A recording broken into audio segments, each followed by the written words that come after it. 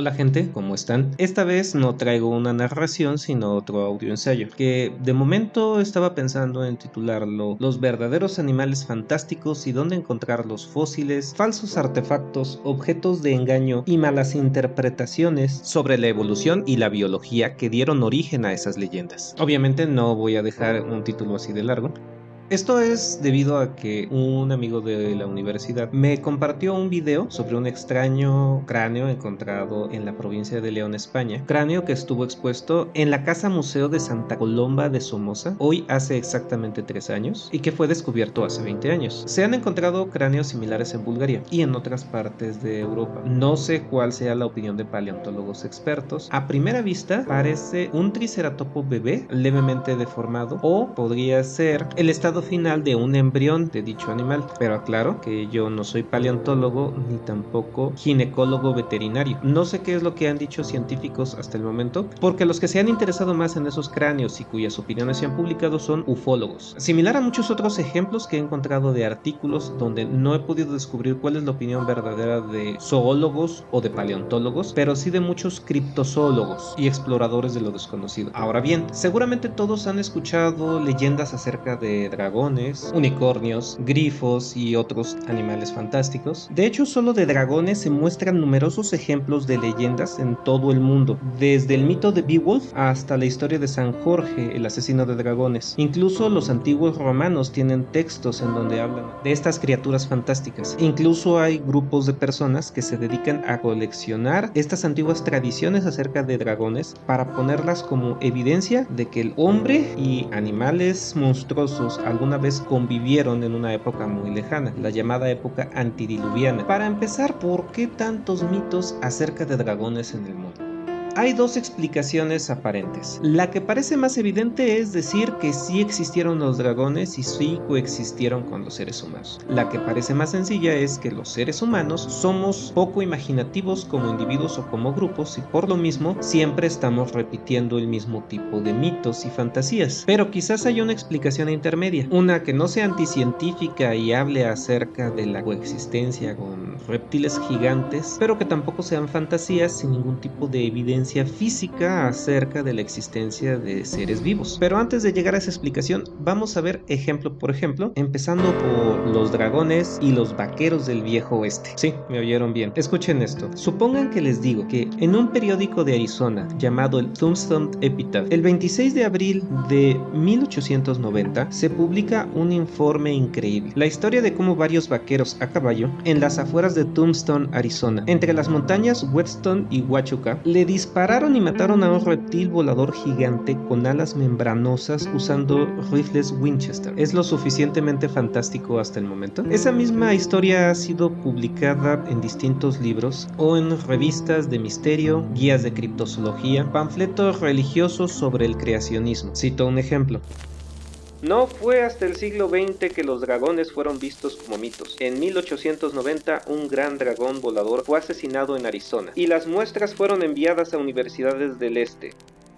Esto fue registrado en un periódico bajo un extraño monstruo alado descubierto y asesinado en el desierto de Huachuca, del Tombstone Epitaph, el 26 de abril de 1890. Nadie parecía tener idea de que eran mitos entonces. Bueno, si alguien es aficionado a la paleontología, ya notó que la descripción se ajusta bastante a un pteranodonte, incluso se asemeja mucho a la descripción del fósil del Quetzalcóatl encontrado en Texas en 1972. Ahora, aquí hay dos posibilidades. Esos dos vaqueros le dispararon al último fósil volador viviente, o toda la historia fue inventada. Ambas posibilidades tienen potencial. En un podcast no contar con apoyos visuales es un poco contraproducente, pero hoy día cualquiera que tenga internet puede googlear el nombre del diario e incluso buscar la página, y así podemos enterarnos de que los dos hombres, que nunca fueron nombrados, viajaron a casa a caballo por el desierto de Huachuca, situación que no es habitual incluso para los vaqueros más experimentados, cuando vieron al monstruo volador gigante en el cielo, el cual aparentemente estaba agotado según su patrón de vuelo. Los dos hombres lo persiguieron, lo cual suena bastante anti-intuitivo, y cito: Después de una emocionante persecución de varias millas, lograron acercarse lo suficiente como para abrir fuego con sus rifles y herirlo. La criatura cayó al piso tras el ataque, pero los dos vaqueros afirmaron que en el último segundo escaparon de que les cayera encima, le dispararon varios tiros críticos, la bestia se dio vuelta y murió. Según el periódico, luego procedieron a hacer un examen y encontraron que medía alrededor de 92 pies de diámetro, redondeando unas 50 pulgadas. Esos son 28 metros con un margen de error de más de 1,25 metros. La cabeza era de al menos 8 pies, unos 2,5 metros, y los ojos tan grandes como platos soperos. Tuvieron muchas dificultades para medir las alas, ya que estaban parcialmente dobladas, pero finalmente consiguieron que se enderezara lo suficiente para obtener una medida de 78 pies, lo que haría que la longitud de envergadura de ese animal sería de 160 pies o para nosotros más de 48 metros. Las alas las describen como compuestas por una membrana gruesa y casi transparente, carente de plumas o pelo, al igual que en todo el cuerpo. Los hombres cortaron una pequeña porción de la ala y se la llevaron a casa con ellos. Según el artículo, a última hora de la noche de ayer, uno de ellos llegó a esta ciudad en busca de suministros para hacer la preparación necesaria para despellejar a la criatura, y la piel será enviada al este para su examen por los eminentes científicos. El buscador regresó temprano esta mañana acompañado por varios hombres prominentes que se esforzaron por traer a la extraña criatura a la ciudad antes de que sea mutilada. Y eso es esencialmente todo el artículo, pero quedan un par de detalles más. Para empezar, las extrañas mediciones en las cuales la envergadura de este animal es aproximadamente el 80% del tamaño de un Boeing 747. Los rumores y leyendas que acompañan a esta historia aseguran que el tamaño del animal era 4 veces más grande que lo descrito en el artículo. No se tomó ninguna fotografía del animal, ni siquiera por el diario. No tengo ni idea de quiénes son los varios hombres prominentes que fueron los que lo transportaron de vuelta a Tombstone para exhibirlo, ni tampoco dónde está exhibido. La historia está publicada en la página 3 de un diario que en aquel entonces tenía 4 páginas, sin ninguna fotografía. El reportero nunca mencionó que haya visto al animal con sus propios ojos. Los restos del cuerpo nunca fueron llevados a ningún lado, ni a Tombstone ni a ninguna otra ciudad. No se sabe de ninguna muestra enviada a ninguna universidad del este, y ese diario no volvió a mencionar nada del animal en ningún otro artículo en los días posteriores. No puedo asegurar qué tan común era en ese año los llamados tall tale o historias exageradas entre vaqueros, pero sí hubo un artículo serio sobre el tema, publicado en la revista True West, escrito por la excelente investigadora y periodista James Bommersbach.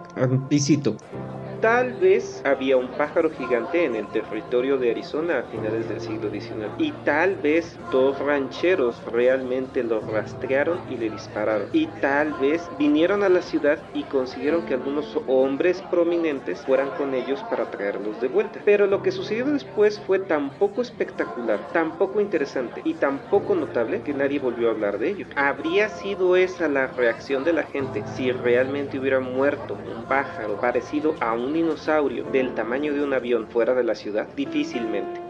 Pasemos a otro ejemplo, el dinosaurio de Namer. Hay un famoso artefacto conocido como la paleta de Namer, cuyo original se encuentra actualmente en el Museo del Cairo. Data del año 3000 antes de la era común aproximadamente. Un lado está dominado por la imagen de 2 criaturas de 4 patas con largos cuellos entrelazados. El artefacto ha sido usado por un grupo de personas para alegar que existieron dragones parecidos a dinosaurios en el antiguo Egipto. Específicamente la idea de que hubo encuentros y convivencia entre humanos y brachiosaurios. El único detalle es que esta fantástica interpretación se disuelve inmediatamente si solo se consulta la literatura introductoria sobre el arte egipcio. La piedra representa leones con cuello de serpiente. Eso es un motivo muy común en Egipto y en Mesopotamia, y es habitual que paletas como estas mantienen un círculo en el centro, deprimido, rodeado por 2 figuras, porque se usaban para mezclar cosméticos. Así que la piedra de Narmer tiene una cavidad hecha exclusivamente para eso, y la figura circular se enfatizó el cuello de los leones para poder rodearla. Si se observa de cerca, pueden encontrar la figura en internet. Sucede que las criaturas son típicas de la cultura egipcia, talladas en marfil de hipopótamo, con rasgos felinos, colas, pies, cuerpos, orejas, caras, ojos y narices de león, con el único detalle de que los cuellos son tan largos como serpientes. Ahora, el pterosaurio del cañón del dragón negro. Un artículo del libro Answers in Genesis dice que en Utah hay una evidencia sugestiva de la conexión del hombre con los pterosaurios. En el cañón del dragón negro hay una hermosa pictografía de un pterosaurio. Los indios de Oswell aparentemente vieron una criatura parecida a un pájaro con enormes alas, una cola y un cuello y picos largos, una cresta vertical en la cabeza que luce como un reptil volador. La pictografía del cañón del dragón negro tiene al menos 1000 años de antigüedad. En la década de los 40, un hombre llamado John Simonson usó tiza para delinear lo que pensaba que eran los bordes de la figura, viendo un monstruo alado. Actualmente esa práctica está totalmente en desuso. Sería contaminar los pictogramas y las evidencias arqueológicas o cualquier otro tipo de descubrimiento natural. Hay una representación de esta criatura en el Museo de la Creación en la vitrina mencionada, representaciones de dragones en todo el mundo. Pero durante años los expertos han estado en desacuerdo con esa identificación. Se convirtió en un tema de interés momentáneo en 2015 porque los expertos de arte Jean-Luc Leculec, Paul Gibbon y el químico arqueológico Marvin Rowe decidieron utilizar tecnología moderna para ponerle fin al debate y ver cómo eran las imágenes que estaban por debajo de la tiza. Usando un programa de mejora digital pictográfico llamado Distretch, pudieron ver la imagen original y no era un pterosaurio. Eran 5 figuras discretas más o menos interconectadas. La cabeza del dinosaurio era una figura con los brazos estirados hacia adelante. Las alas eran unas figuras antropoides y una serpiente. Parte del ala izquierda que se ve tan deformada en la imagen es un cuadrúpedo, y los detalles perdidos son un par de figuras pequeñas, posiblemente renos o vacas. Sin duda la figura es antigua, pero no, me temo que no es ni un dragón ni un dinosaurio. También hay una leyenda acerca de un pleistosaurio visto por aborígenes, pues hay una pintura que representa una criatura aparentemente con la forma de un enorme monstruo marino de 4 aletas. La interpretación estuvo respaldada por un artículo de 2011 y la imagen es bastante popular en artículos y presentaciones, en la que parece haber sido publicado de manera que es una versión del monstruo del lago Ness aborigen. En una revista, la escritora Rebecca Driver informa que un misionero llamado Dennis Field adquirió esa pintura de un miembro del pueblo Kuku-Yalanji de North Queensland y más tarde la donó a un museo. Pero en un artículo publicado por Philip J. Century en 2017 en el Skeptical Inquirer, revela cuál es su verdadera fuente. ¿Cómo podría un artista de Kuku-Yalanji representar también a un pleistosaurio sin que sus antepasados hubieran coexistido con ellos? Pues con un poco de ayuda de un libro para niños. La pintura de Kuku-Yalanji es una copia de la pintura de Rudolf Salinger del pleistosaurio Elasmosaurus de la página 47 del libro Gigante de Dinosaurios de Jane Watson, publicado en 1960. El artista de Kuku-Yalanji agregó el tracto digestivo y la columna vertebral, pero el contorno del animal es una reproducción precisa y exacta de la pintura que se encuentra en el libro. El artículo de Center muestra la superposición del contorno de las dos imágenes y es prácticamente idéntica. Además señala que la pintura de Kuku-Yalanji reproduce el cráneo en forma de cúpula, igual que la antigua pintura de Salinger, una característica que los pleistosaurios reales no tienen. La pintura de Kuku-Yalanji inserta los elementos de las vértebras y los intestinos. Sin embargo, como señala Center, cada una de las vértebras del torso tiene una espiga prominente que apunta hacia abajo, una característica ausente en las vértebras del tronco de un pleistosaurio real. Además, el intestino de la pintura es corto, ancho y recto, similar a intestinos largos, estrechos y en espiral. De reptiles sí, pero de dinosaurios no. Similar a este caso también existe la piedra del dragón de Agawa Rock, una vieja pintura de nativos americanos de un sitio llamado Agawa Rock en el Parque Provincial del Lago Superior, promovida como evidencia de que el hombre convivió con dinosaurios. En la superficie plana de la piedra se puede ver muy bien conservado portada la figura de un cuadrúpedo de cuernos de toro con púas a lo largo de la espalda, pintadas con pigmento rojo. En la misma superficie también se pueden ver representaciones de 5 canoas, varias serpientes, un hombre a caballo y otros animales mundanos. Comparan a este críptido de cuernos de toro con un kentosaurio o con un amargasaurus, pero además del hecho de que esta criatura con una cabeza redonda, orejas y cuernos que más bien parecen de búfalo, y la verdad no se parece nada a los dinosaurios mencionados, no es una pieza de una época tan antigua. De hecho, la identificación de cada elemento de este tipo de arte ya se conoce. A principios de 1800, un indio local explicó a un etnógrafo estadounidense que el panel conmemora el cruce de 4 días del lago por un grupo de guerra en 5 canoas. El hombre a caballo es el líder llamado Miangun, y el supuesto kentrosaurio con cuernos de toro o de búfalo y orejas es la representación de un espíritu local llamado Pantera del Agua o Mishibishi. Incluso aparece citado en la Wikipedia. Si alguien se anima a buscarlo, intentaré deletrearlo: Mishibizhiw.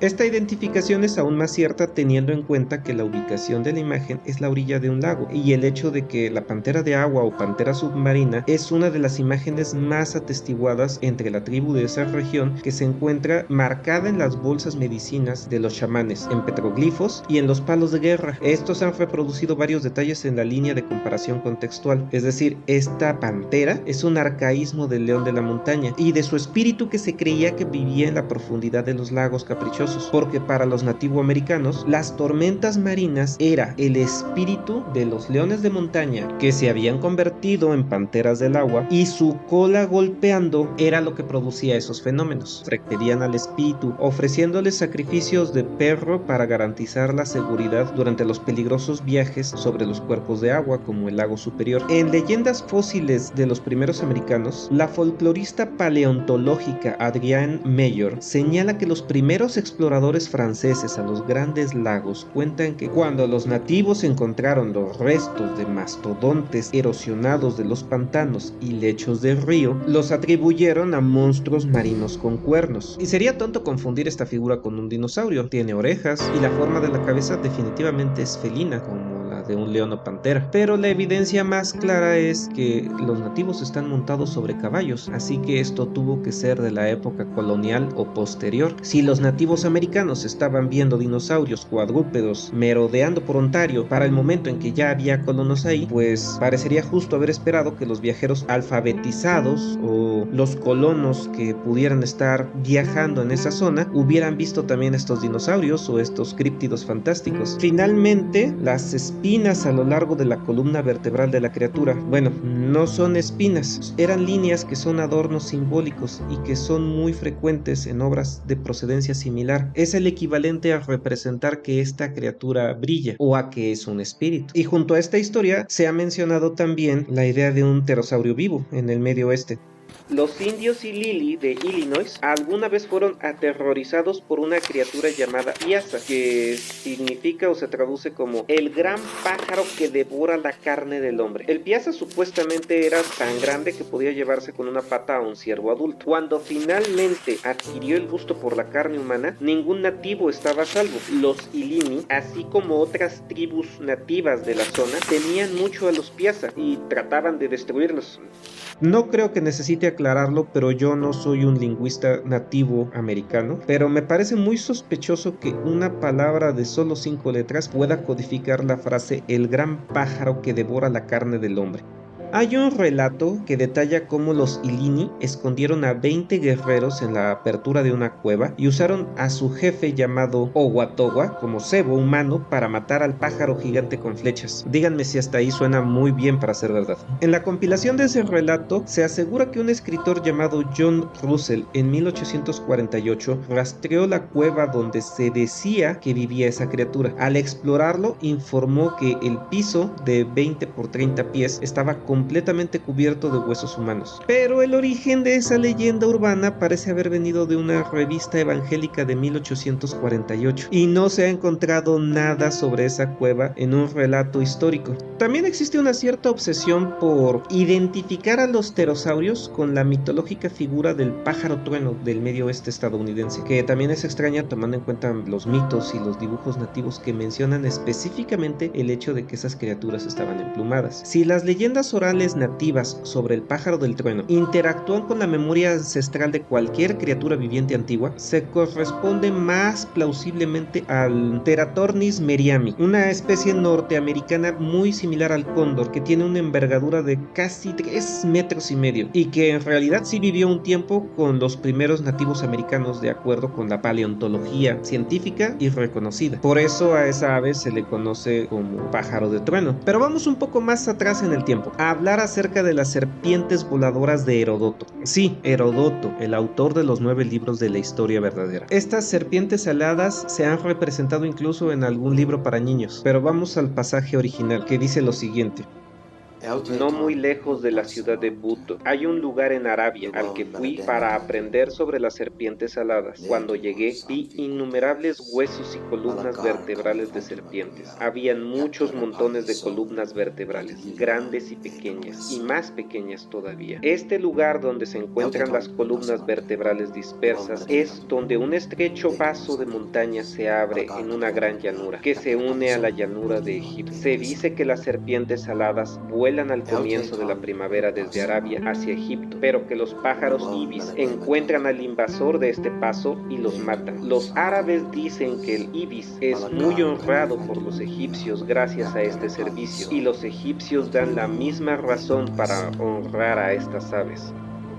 Después nos encontramos en el texto con una descripción sobre los ibis y Heródoto agrega que las serpientes son como serpientes de agua. Sus alas no son emplumadas, sino que más bien son como alas de murciélago. Así que esto es el pasaje tentador para cualquier criptozoólogo, aficionado o profesional. Todos tenemos un criptozoólogo adentro de nosotros. Desafortunadamente, lo que no se toma en cuenta es que una vez leído el pasaje, Heródoto habla sobre más cosas y en ningún momento habla sobre las alas entre los huesos. Para empezar, dice que los árabes le mostraron huesos y columnas vertebrales de serpientes. No especifica nada sobre las alas, característica que sería digna de mención. En segundo lugar, Heródoto nunca afirma haber visto una viva. Dice que le dijeron que parecen serpientes de agua. Si estuviera describiendo un pterosaurio o algún otro tipo de dinosaurio volador, para empezar tendría que tener un pico alargado, una estructura de una caja torácica fuerte y pies para aterrizar. En otro pasaje, las fuentes árabes de Heródoto también le informan que la razón por las cuales estas criaturas solo se pueden encontrar en lo profundo de la ruta de las especias árabes es que no ponen huevos como otras víboras. Durante la cópula, la hembra mata al macho mordiéndole el cuello, pero, continúa Heródoto, la hembra es castigada por su muerte. Los jóvenes vengan al padre y roen a su madre mientras aún están adentro de ella. Tampoco se cae de ella sino hasta que la han abierto y pasado a través de su vientre. Así que básicamente nos está hablando de que estas serpientes no ponen huevos, sino que tienen un proceso bastante letal de partenogénesis. De momento no sabemos realmente nada sobre los dragones más que la mitología, pero los dinosaurios sí ponen huevos. Tenemos conservados unos huevos fosilizados en China. Ahora, ¿recuerdas que Heródoto está recibiendo toda esta información de los comerciantes árabes de especias? Pues también le dijeron que estas serpientes hacen que sea peligroso recoger su incienso. Y cito del tercer libro de historia. Arabia es el único país que produce incienso y mirra y casia, y canela y goma masta. Todo esto excepto la mirra es difícil de conseguir para los árabes. Recogen el incienso quemado en estora, que los fenicios llaman a Elas. Queman esto y así obtienen el incienso, porque los árboles portadores de especias están custodiadas por pequeñas serpientes aladas de variado color, muchas alrededor de cada árbol. Estas son las serpientes que atacan Egipto. Nada excepto el humo de Éstorax los alejará de los árboles.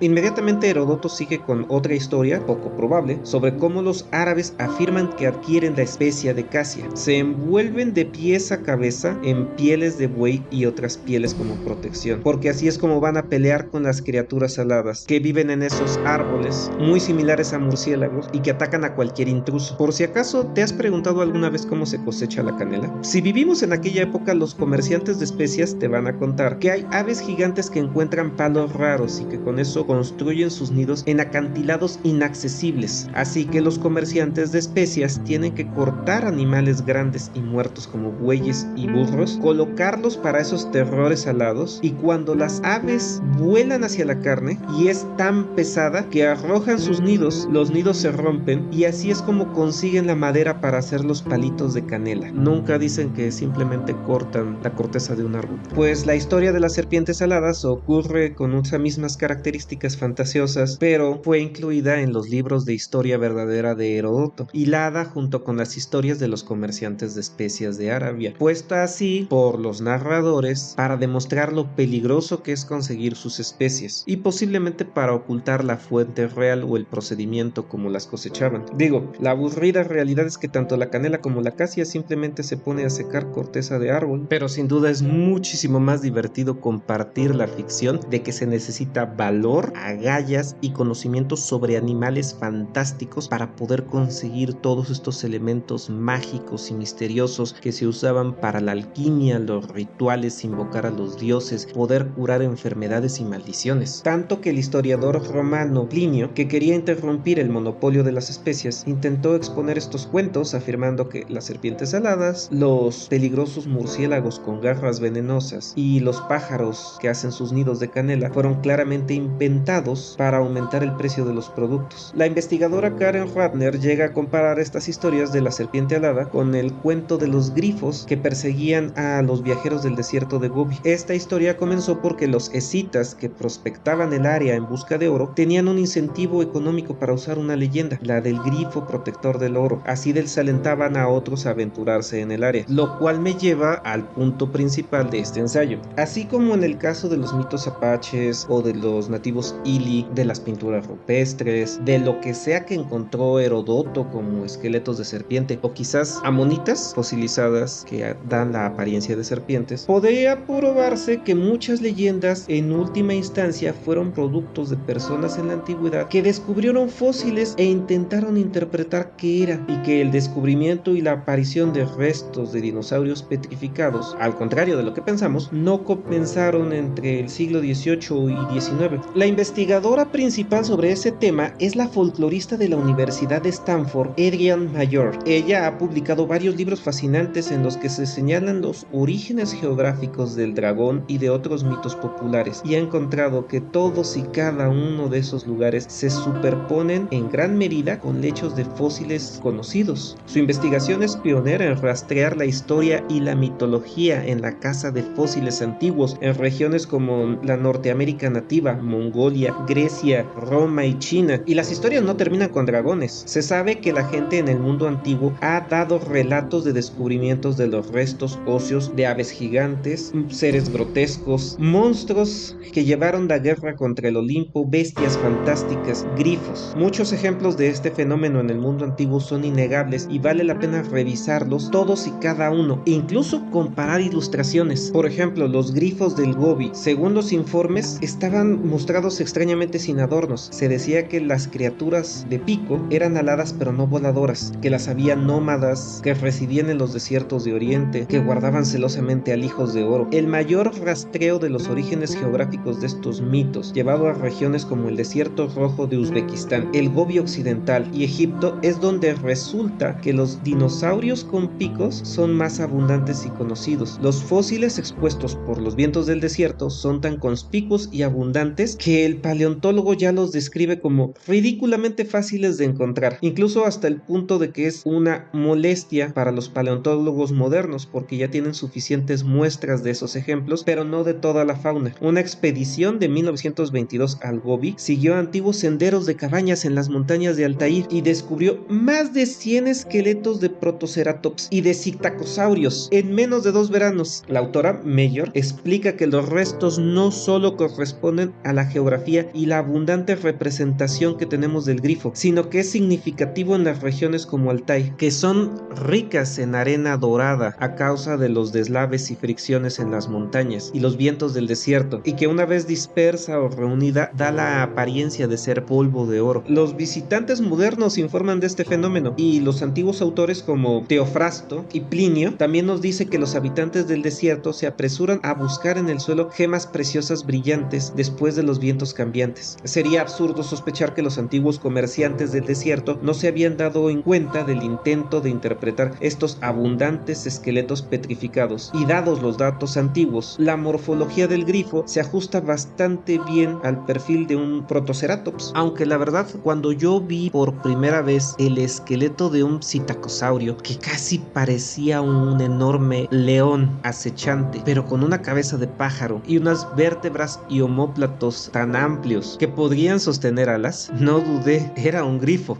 Ahora vayamos con los dragones chinos. De acuerdo con las menciones hechas en textos antiguos como el I Ching, las personas en las regiones, ahora sabemos fosilíferas, de China, han estado desenterrando y consumiendo intencionalmente huesos de dragón, pues era una medicina muy potente desde el año 1000 antes de la era común, suministrada por boticarios. En la antigua minería fósil de China era un negocio muy lucrativo y sofisticado, y muchos descubrimientos paleontológicos importantes del siglo XIX en China fueron hechos por europeos, no en el campo, sino en las farmacias de las grandes ciudades chinas. Sí, ya sé, es un podcast, nadie me va a ver hacer comillas en el aire. China es tan rica en fósiles de dinosaurios y el uso de ellos en la medicina tradicional que, nuevamente, nuestra autora Mayor notó que los registros de aduanas imperiales en 1885 informaron que en un carguero estaban llevando 20 toneladas de huesos de dragón. Imaginen las comillas, por favor. En 2007, la National Geographic Society informó que esa práctica sigue vigente en las zonas rurales. Un paleontólogo llamado Doug Schmidt descubrió que los aldeanos de Henan estaban moliendo y bebiendo los enormes restos fósiles de dinosaurios herbívoros. Cuando Dong llegó, los aldeanos le dijeron que creían que esos huesos eran de dragones voladores del cielo, que habían caído tan profundo que quedaron enterrados bajo la tierra. También hay dragones en la India. Mayor señala que en la biografía sobre los viajes de Apolonio de Tiana, el autor del siglo III Filistrato informa de dragones en la época común de la India. Incluso se dijo que una serie de cráneos fueron exhibidos en un santuario en el centro de la ciudad llamada Paraka, y relata del curso recurrente de los viajes de Apolonio a través de las colinas de Silwaki, paralelas al Himalaya. Los paleontólogos modernos han notado cuán rica en fósiles terciarios tardíos hay en esa región, y cito: en las laderas, en acantilados erosionados y a lo largo de lechos de arroyos pantanosos desde Cachemira hasta las orillas del Ganges, la población local ha observado una gran cantidad de esqueletos gigantes extraños. La primera excavación europea significativa de la región fue hecha por Hugh Falconer y recolectó más de 300 huesos grandes tan solo en 6 horas. En una segunda expedición, Falconer acumuló más de 250 cráneos que están en exposiciones, y luego en 1848 envió más de 5 toneladas de fósiles para el área del Museo de Londres. Los nativos eran perfectamente conscientes de esas exposiciones, y Falconer informó de parte de la mitología que los rodeaba, puesto que recibió de visita una vez al rajá local. Se trata principalmente de cocodrilos gigantes prehistóricos, tortugas gigantes que son prácticamente del tamaño de pequeños automóviles, y elefantes prehistóricos antepasados al mamut. Posiblemente uno de los mitos chinos que más me ha fascinado es el del Qiling, una criatura fantástica de cuello largo que trae bendiciones y esperanzas, que se considera que es totalmente pacífica, herbívora y que cura a la gente. Muy posiblemente está inspirada en las jirafas extintas que se encuentran en esa región de China, o al menos eso podríamos suponer según una de las investigaciones que hizo Mayor. El descubrimiento de animales prehistóricos tan increíblemente fantásticos ha habido en la región entre India y China, que incluso uno fue llamado el Shivaterium en nombre del dios Shiva, porque fue descubierto por primera vez en la región, o el Girafoquerix, que es el que seguramente inspiró el mito del Qiling.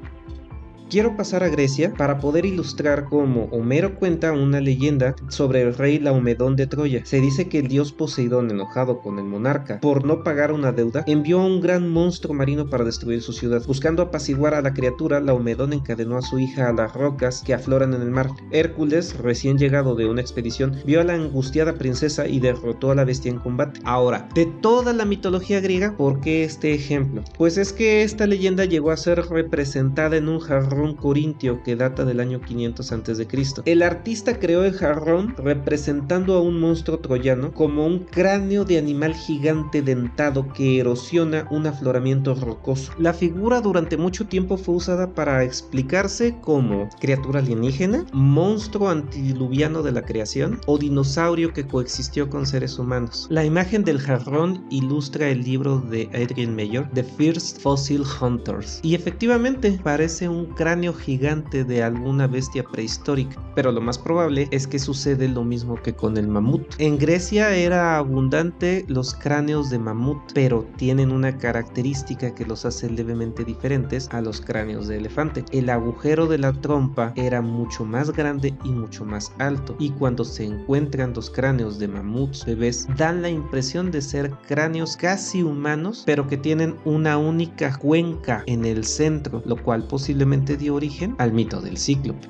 Casi olvido el mito de un dragón norteamericano que forma parte de la mitología de los navajos. En el origen del tiempo existía una criatura gigantesca que depredaba a todo el universo y un par de gemelos lo mataron. Esa criatura se encuentra aún en el mundo y sus huesos pueden ser observados. Se trata de una colección que los paleontólogos llaman gastrolitos y son las piedras que eran tragadas por los animales para ayudarlos en la digestión, como hoy día hacen las gallinas modernas. En Wyoming y Montana son bastante comunes. Incluso los alfareros las recolectan porque su forma redondeada les ayuda en su trabajo. Hay un par de animales fantásticos más del Medio Oriente de los que vale la pena hacer mención: el leviatán, el behemoth y el unicornio que se menciona en Deuteronomio, Job y Salmos. Pero esos son casos especiales que van a necesitar su propio ensayo o decodificación. Así que si te ha gustado este podcast y te fascinan estos animales fantásticos, compártelo con quien no haya escuchado acerca de este tipo de ficciones, y si gustas déjame un comentario en cualquiera de mis redes sociales. Pero sobre todo, muchas gracias por escucharme. Hasta la próxima.